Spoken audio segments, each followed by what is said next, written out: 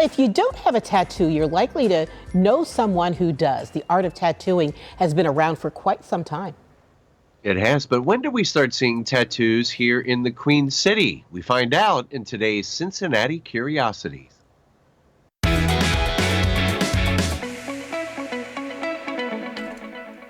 It took a long time for Cincinnati to warm up to tattoos. An 1858 article in the Cincinnati Commercial Tribune announced that tattoos were becoming fashionable among Parisian women, but described the practice as a, quote, strange and abominable South Sea Island custom. Despite the objections of the Commercial Tribune, Cincinnatians loved to gawk at almost anything that was strange and abominable.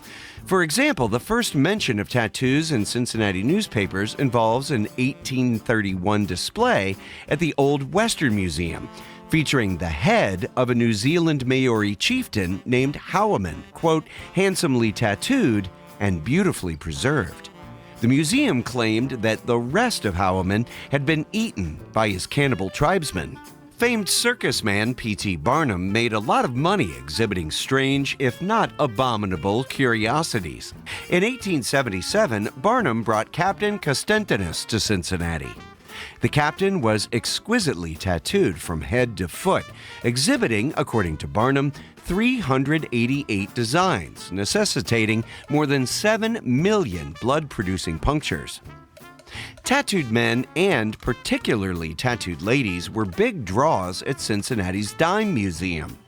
American dime museums were a big deal from about 1870 to 1910 and combined aspects of vaudeville, art galleries, and freak shows.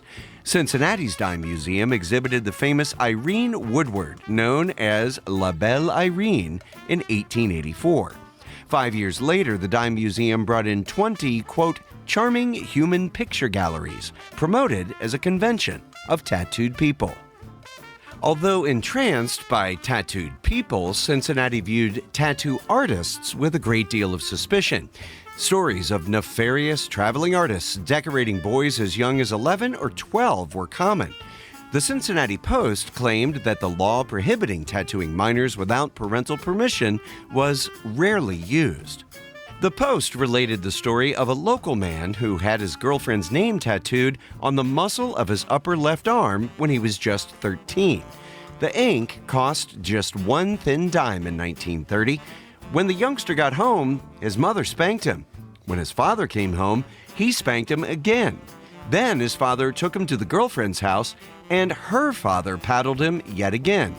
The Post noted that the grown-up boy and his childhood crush had just celebrated their 25th wedding anniversary. The times have changed. In 1994, Cincinnati Magazine reported that the Queen City was home to a nun with a ladybug tattoo, a mortician etched with Dumbo, and a bank vice president with a $sign on his derriere. It's amazing just how much history Cincinnati holds in all aspects of life, including tattoos. That's right. Joining us is the name behind Cincinnati Curiosities, Greg Hand, and good morning to you, Greg. We're so glad to have you here. Good morning. Always a pleasure. Tattoos. Yeah. Why did it take so long for tattoos to catch on in Cincinnati? Very simple answer. Pain. Well, yeah. For most of the history of tattoos in Cincinnati, they were manually applied, which meant somebody sitting there with their hand piercing you with a needle. And even today, it's kind of a rite of passage to go through the high-speed, almost painless tattoos. But back in the day, they hurt a lot. Oh, I can imagine. And now I'm fascinated by the whole concept of the Dime Museum to begin with. Why were tattooed people so popular there? This is because of skin. When you got a tattoo back then, since they had this sort of unsavory reputation, you got tattoos where people couldn't see them.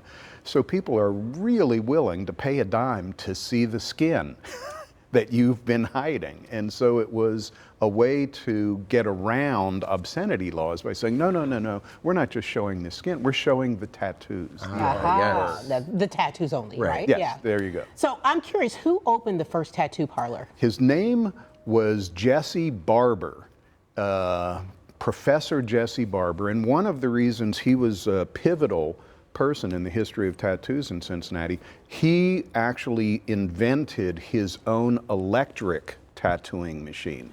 He made almost as much money selling equipment as he did doing tattoos, but he had a shop on Vine Street right near what was then the canal, and for several years he was the only tattoo artist in Cincinnati. If you look up history of tattoos in the United States, Jesse Barber always gets a mention. How about that?